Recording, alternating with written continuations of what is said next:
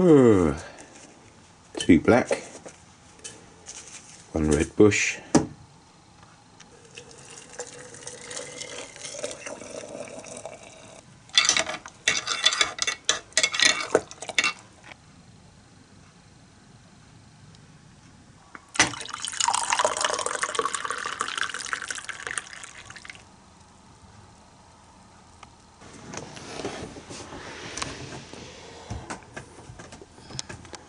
cup of tea.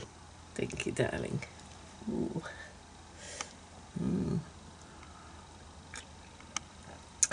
It's all liven me up. Engine checks. This is what I do before every cruise. Not saying it's right, it's just what I do. So I start at the front of the engine with the water, which looks good, and then back from there are the belts, which look good. Filters, just make sure they're on nice and tight, especially as we just had a service. And then the oil. The dipstick on this boat is very difficult to find. So the oil is pretty much on the max.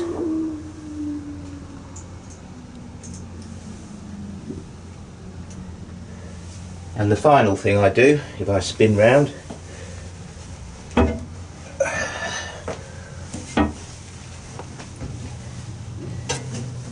is I check this little filter here to make sure the little drain screw at the bottom's not worked loose.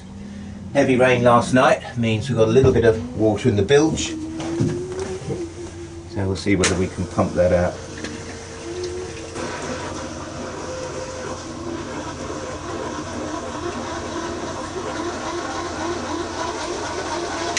I think some of it's going to stay there.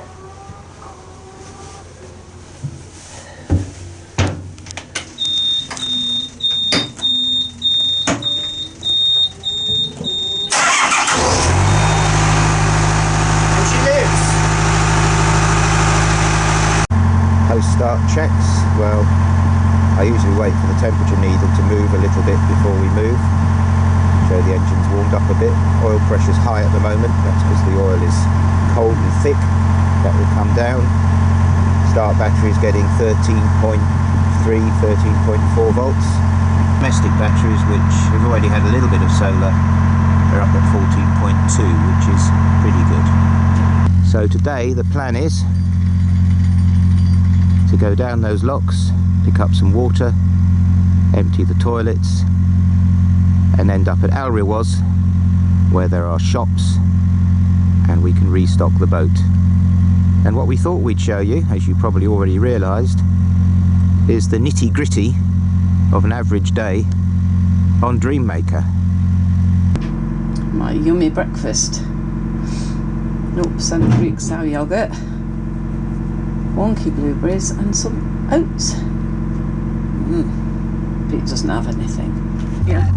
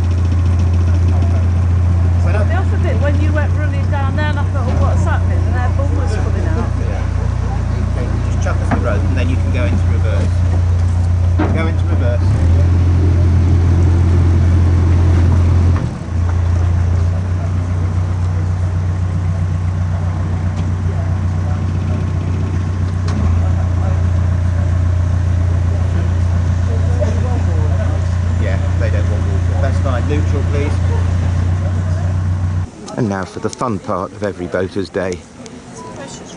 There's Judith, trying to sort out the water, and I have the joy of emptying the toilet.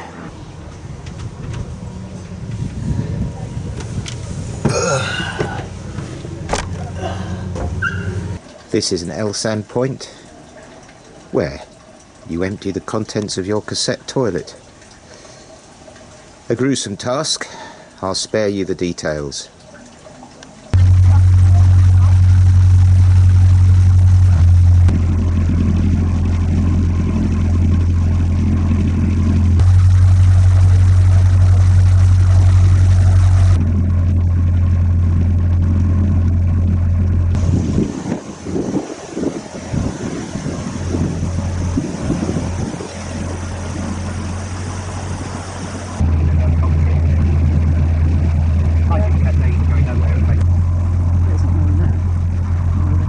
Sorry, I thought I could get in there. We thought we could moor there, but it's... room in the village. Oh, is there? Yeah. Brilliant, thanks. Told you it was a funny angle. I don't think it's clear, it's clear, I think. There's a boat board on the both sides here.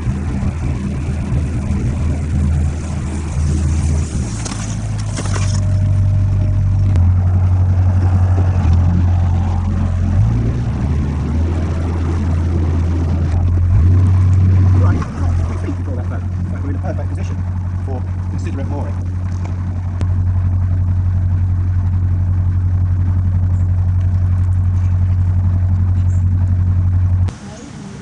(1886.1). Here we are, nice little mooring in Alrewas, where we can go shopping and have a little explore. Sense of satisfaction, we're full of water, the toilets are empty. It's just diesel we got to get now. But that's for another day, I think. I think that's another Fox's Afloat boat. Or maybe the one that we saw previously in Fradley. So the first thing to do once we're moored up is have a nice cup of coffee. Okay, so a couple of other little bits of servicing that are required. Firstly, the Vita stern gland, every so often, every 100 hours or so, you're supposed to put a bit of silicone in it. That's what I'm doing now. Just taking off this little nut. Carefully, because I think there's a little sealing thing. I'm going to drop that. Yeah. A little sealing nut on it, or washer. Just squirt some of this silicone down into it, not too much, a bit around the flange there.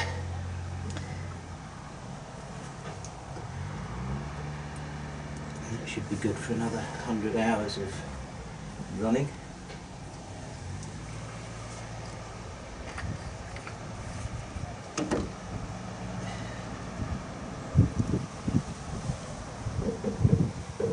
Everything on a boat's fiddly.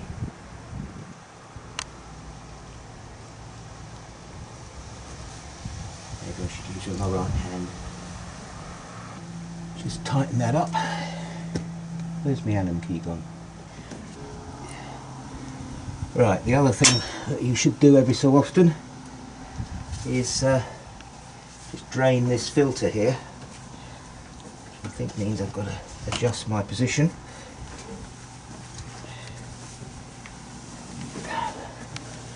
There's a little nut at the bottom of it. The idea is you turn that nut and drain off any rubbish that's accumulated in the bottom of this filter. It's so tight I can't undo it though.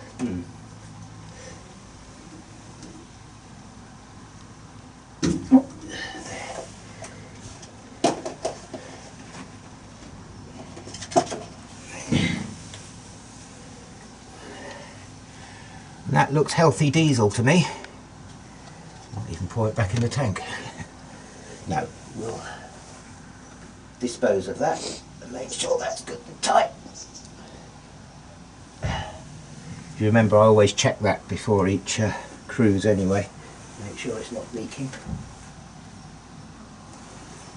And the last thing I think I should do is suck out the water from the bilge. So I'll put the tools away and then get the wet and dry vac out.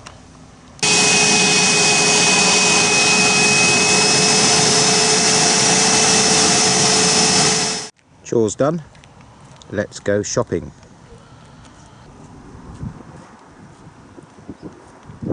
Let's start with Coates Traditional Butcher before hitting the co-op. Look at all this. No, it looks good. I think we're going to get some stuff here. Lots of yummy food in there.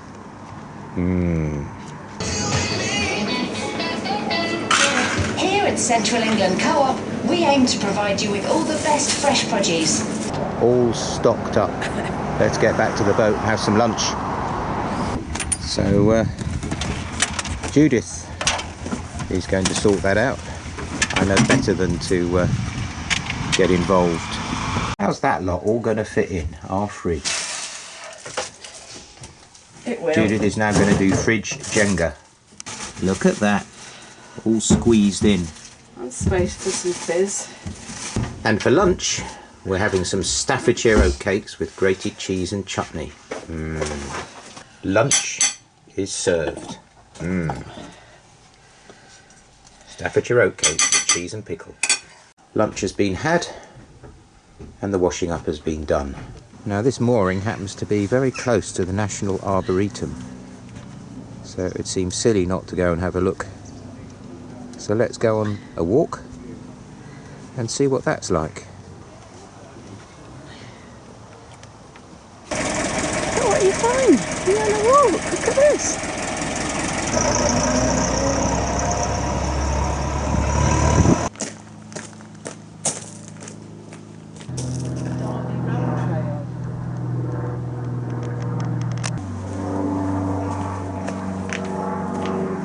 So the A38 has formed a barrier and we have to try and find some way to get across it.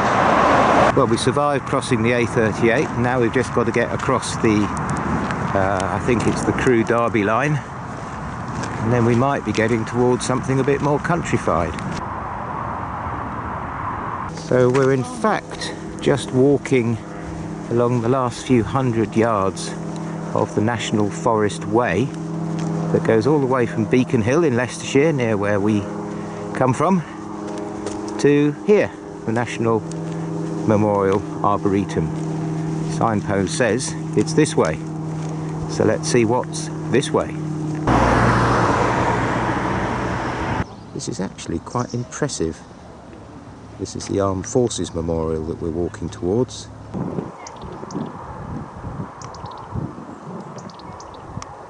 This is actually amazing. It's a memorial to every serviceman who has died since the end of the Second World War, and aren't there a lot of them? Humbling. Behind every wounded soldier is their mother and father, and in front of every wounded soldier is a wife and child.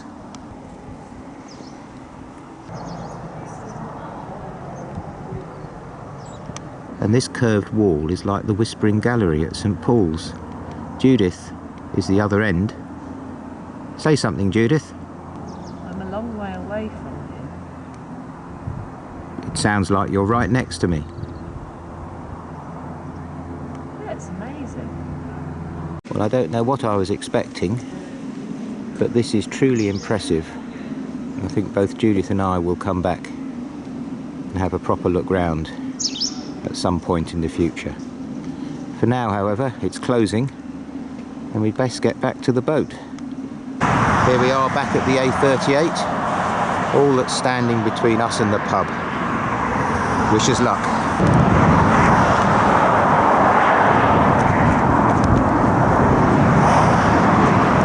Every good explore ends at the pub. Judith has gone for a pint of pedigree. Cheers. Well, Peter's gone for a pint of Directors. Don't get much Directors. Very nice.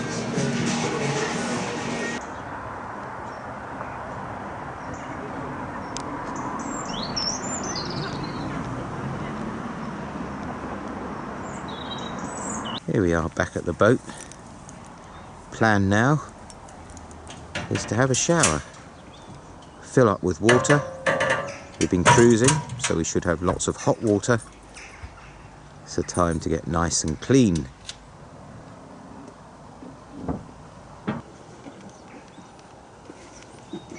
Isn't that a nice little grotto by the canal that this homeowner's made?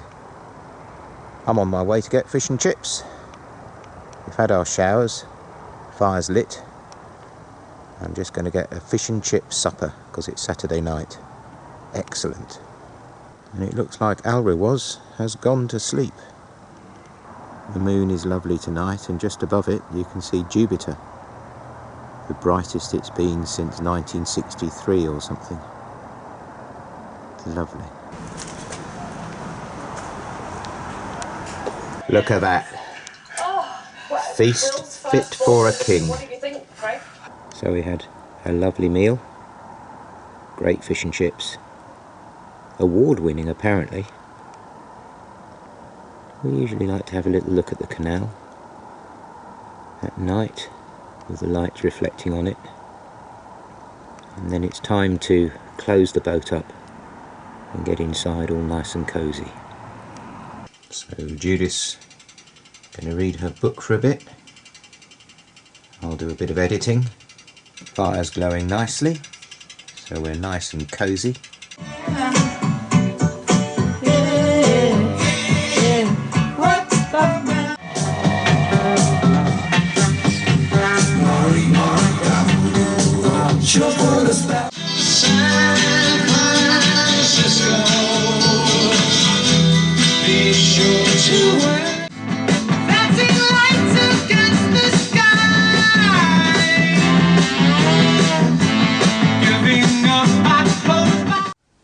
Well, that was a fairly typical day on Dreammaker. Hope you've liked that video. If you have, please like, comment and subscribe. And I look forward to seeing you on the next one. I'm very tired now.